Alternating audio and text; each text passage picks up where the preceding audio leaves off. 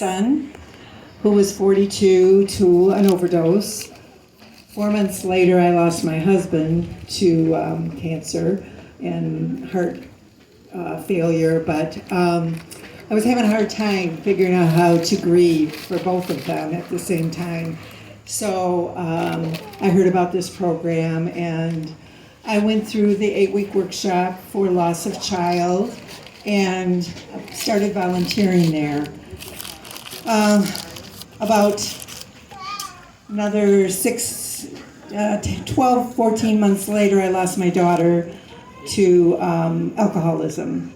My children had both struggled with addiction since high school, and they were both 42 years old when they passed away from addiction. I dealt with watching that horrible journey for 25 plus years, and as most of you probably know, it just gets worse. The addiction, you can manage your life for a while, you can pretend that everything's okay, but then you start losing family, marriages, homes, jobs, cars. At the end, my children had really nothing that they owned anymore, and both ended up dying in the bed at their dad's house, who I had divorced many, many years before because of his addiction problems. So I do believe there is some truth to addiction being hereditary, not always. But because of that, I stayed with New Hope and began began volunteering as a facilitator in the groups. They had more loss due to suicide and substance use, so they started special breakout groups in those areas. And then about 2 years ago, I asked the director if I could start an ongoing program for loss due to substance use, because I just felt that it was something needed in the community.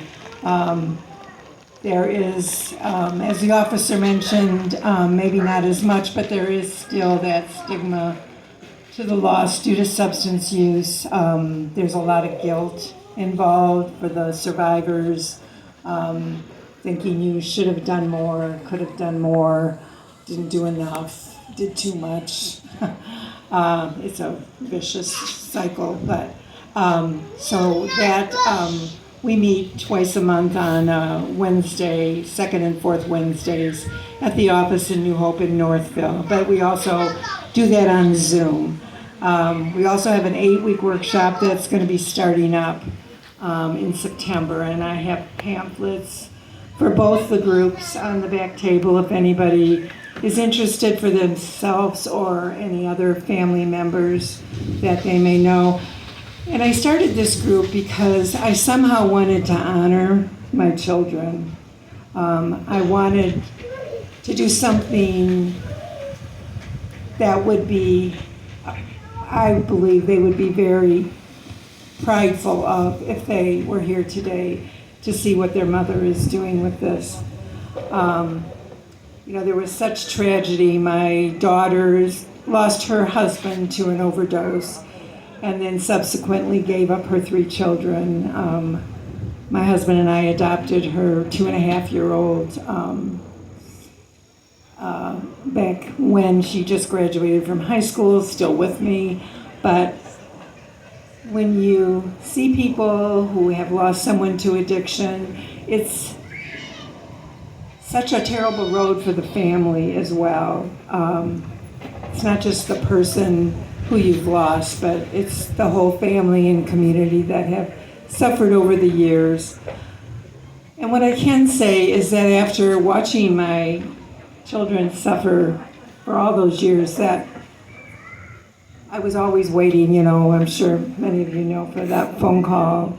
I always knew I'd get one. I really didn't think I'd get 2, but there was finally some peace in that they are in a more peaceful place now. Unfortunately, it had to end that way for them. But I have to believe, to keep myself going, that they are at peace now. And what they did for me, as Lisa said, is they showed me really what true compassion is.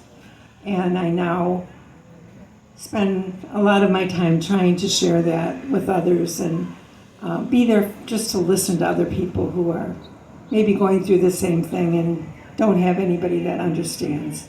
So please check out the pamphlets that I brought if you think you might be interested in attending my group or the 8-week workshop. Thank you very much for having me.